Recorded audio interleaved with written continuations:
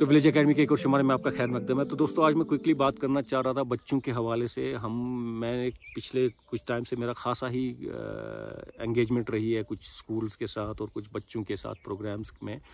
और मैंने और लोगों को भी विटनेस किया है वो कैसे प्रोग्राम्स करते हैं या टीचर्स बच्चों के साथ कैसे बिहेव करते हैं। तो मुझे बहुत ये एक परेशानी का बास बना हुआ है मेरे लिए। और मुझे ऐसा लगता है कि हमारे समाज में और हमारे जो कॉन्टेक्स्ट है हमारा, उसमें ख़ास ही ये एक बड़ा मसला है कि हम बच्चों को हम लोग ऐसे ट्रीट करते हैं जैसे उनकी कोई पहचान नहीं है, जैसे उनका कोई जहन नहीं है, जैसे उनको अक्ल नहीं है, जैसे उनको जैसे वो खुदा न खास्ता कोई जानवर है कि उनको कुछ पता नहीं है, कुछ आता जाता नहीं है। और उनको ज़बरदस्ती उनके साथ करते हैं, उनको बात नहीं करने देते हैं, उनके ऊपर चीज़ें थोपी जा रही हैं।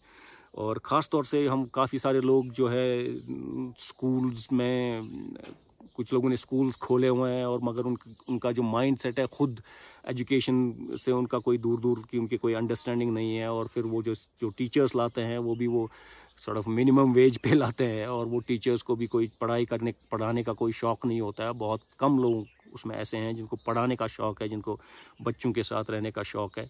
वो ज़बरदस्ती वो नौकरियों के चक्कर में वो काम करते हैं और वो बच्चों के ऊपर जुल्म करते हैं। यहाँ तक कि फ़िज़िकल वायलेंस और इमोशनल वायलेंस और ब्लैकमेलिंग और ऐसी चीज़ें टीचर्स अपनाते हैं, उनको जलील करते हैं, उनको ह्यूमिलिएट करते हैं एक दूसरे के सामने। तो ये बहुत ही वहशियाना सलूक है बच्चों के साथ ख़ास तौर पे।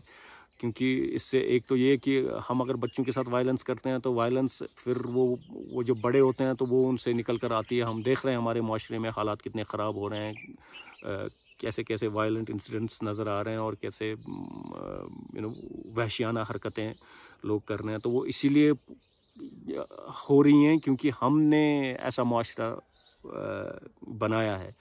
और ऐसा अगर हम अब के ऊपर गौर नहीं करेंगे, अगर हम अपने बच्चों को इंसानी बच्चों की तरह नहीं पालेंगे, अगर हम उनको अशरफुल मखलूक़ात समझकर उनसे बात नहीं करेंगे और उनके साथ वैसे बिहेव नहीं करेंगे, और अपने जो हमारा तर्ज अमल रहा है ज़बरदस्ती करने का बच्चों के साथ स्कूल्स में या घरों में, और वायलेंस का इस्तेमाल करने में और डराने धमकाने का और ह्यूमिलिएट करने का, कि ह्यूमिलिएट करने से मतलब ये है कि हम उनको अक्सर बोलते हैं तुम कुछ नहीं करते हो, वो देखो वो कैसे कर रहा है, तुम नालायक हो और तुम यहाँ बात नहीं सुनते हो और तुम ख़राब काम ही करते रहते हो हमेशा। तो ऐसी चीज़ें जब हम उनके साथ करते हैं तो उनकी जहनीत जो है और कमज़ोर होती जाती है और वो और रेबेलियस हो जाते हैं और वो आपकी बात नहीं सुनेंगे। तो बच्चों से मैं सारे पेरेंट्स से और सारे टीचर्स से और सारे जो लोग जो बच्चों के साथ जिनका इंटरेक्शन है किसी भी लेवल पे, जिनका अगर कोई ऐसा रिलेशनशिप है बच्चों के साथ, तो सबसे पहले अगर आप बच्चों से कुछ करवाना चाहते हैं, चाहे वो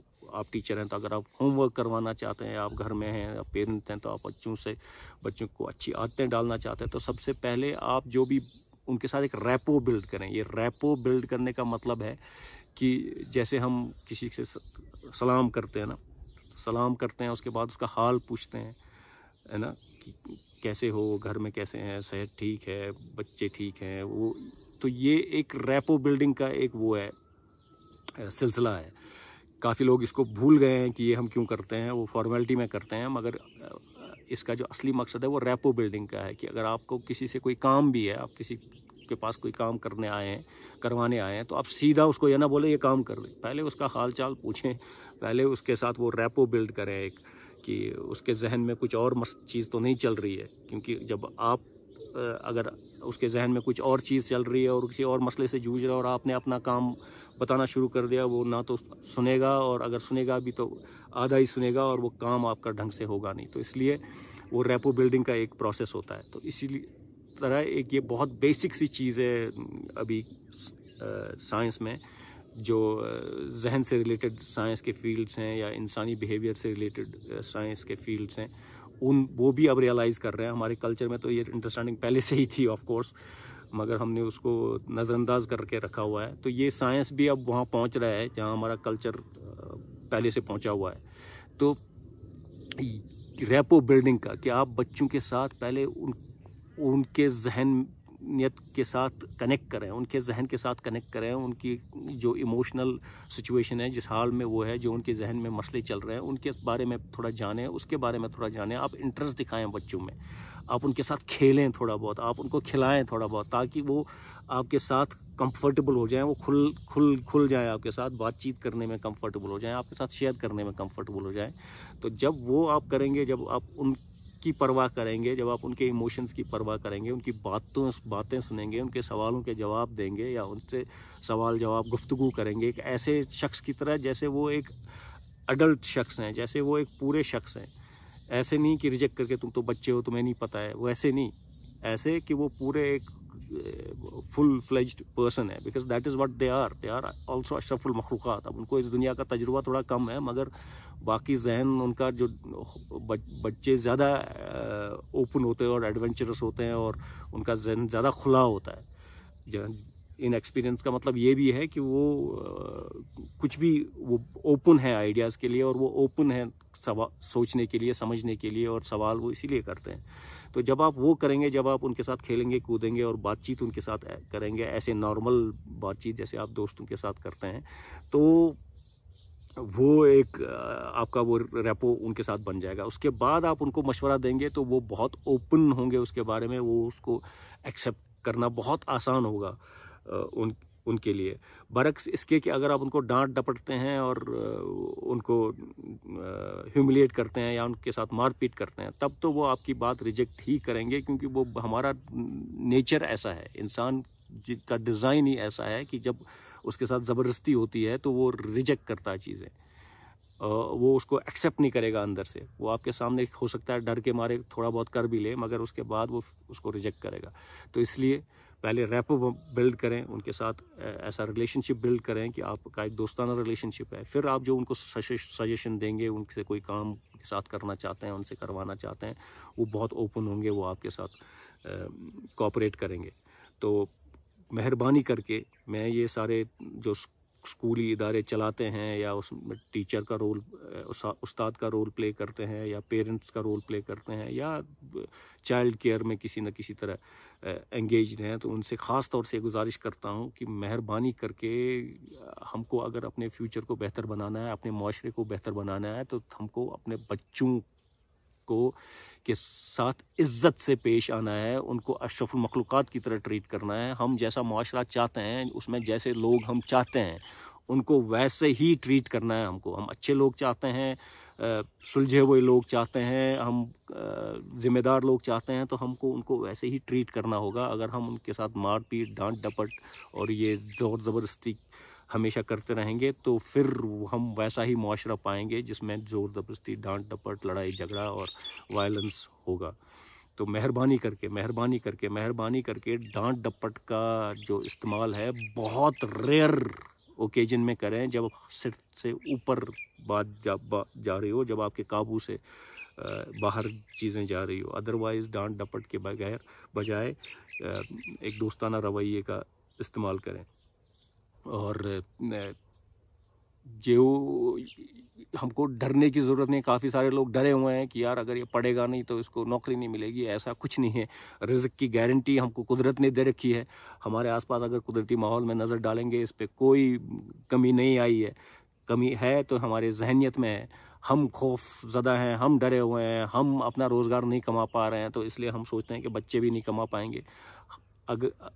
और उस वजह से क्या होता है कि हमारी जो जहनीत है, जिस जहनीत ने हमें यहाँ पहुँचाया है कि हम अपना रोज़गार नहीं कमा पा रहे हैं, वही जहनीत हम बच्चों पे मुसल्लत कर रहे हैं, वही जहनीत उनमें पनपेगी। तो वो भी डरे हुए रहेंगे और वो भी फिर छीना झपटी और ये ज़ोर ज़बरदस्ती की कमज़ोर नौकरियाँ हासिल करने के चक्कर में रहेंगे। उनका इंसान अशरफुल मखलूक़ात है। हम कुछ भी कर सकते हैं, provided we are able to focus और we get that right environment as children. Specially बच्चों के लिए ख़ास तौर से उनको वो ऐसा माहौल मिलना चाहिए जहाँ वो खुल के पार्टिसिपेट कर सकें, खुल के खेल कूद सकें, खुल के बात कर सकें, खुल के अपनी राय सामने रख सकें। तो वैसा माहौल मिलेगा तो वो फलेंगे फूलेंगे। जैसे एक पेड़ को या एक पौधे को अगर अच्छी मिट्टी और ज़रख़ेज़ मिट्टी और धूप और पानी और जो एनवायरनमेंट उसको चाहिए वो मिल जाए तो वो अपने आप पेड़ बनेगा, वो अपने आप फल देगा। तो वैसा ही माहौल बच्चों को मिलना चाहिए। अगर डांट डपट मिलेगी तो फिर वो फलेगा फूलेगा नहीं।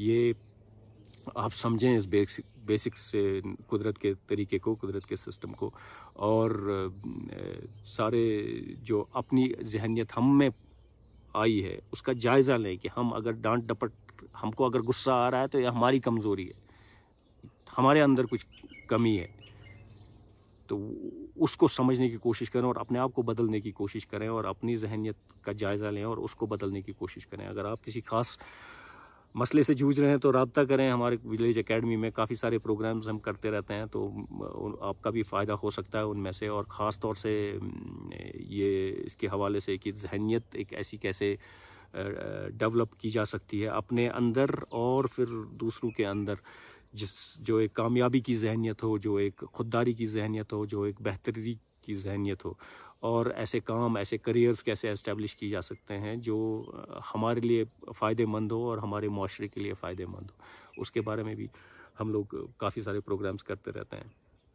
तो उम्मीद है ये चीज़ें कुछ आपके काम आएंगी और हमारे बच्चों के काम आएंगी। और अगर आपको लगता है सही में काम आएंगी तो आप इसको लाइक करें, शेयर करें, कमेंट करें और हमें बताएं कि हम आगे किस टॉपिक पे आप चाहते हैं कि हम बात करें।